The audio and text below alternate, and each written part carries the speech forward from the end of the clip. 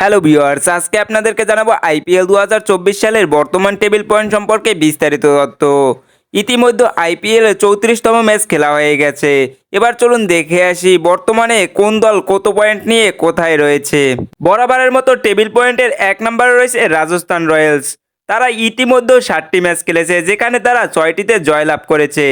তারা একটি ম্যাচে হেরেছে, তাদের বর্তমান পয়েন্ট 12।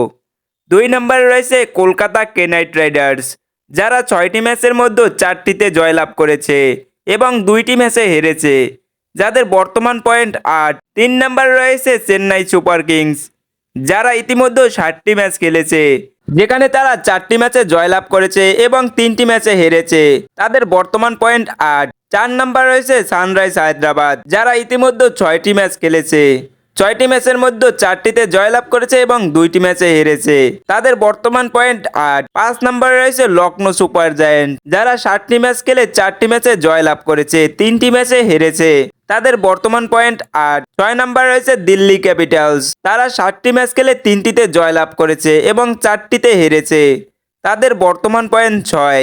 7 নম্বরে রয়েছে মুম্বাই ইন্ডিয়ান্স, তারা 7টি ম্যাচ খেলে 3টিতে জয়লাভ করেছে এবং 4টিতে হেরেছে, তাদের বর্তমান পয়েন্ট 6।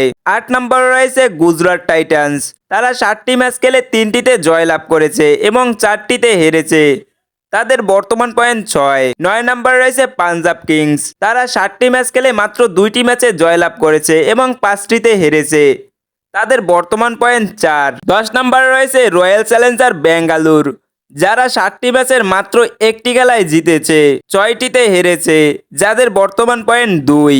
আপনার মতে 2024 সালের আইপিএলে কোন দল চ্যাম্পিয়ন হবে অবশ্যই কমেন্ট করে জানিয়ে দিবেন। সকল প্রকার খেলাধুলার আপডেট পেতে অবশ্যই চ্যানেলটিকে সাবস্ক্রাইব করে পাশে থাকা বেল আইকনটি বাজিয়ে দিন, যাতে সহজেই খেলার আপডেট পেতে পারেন।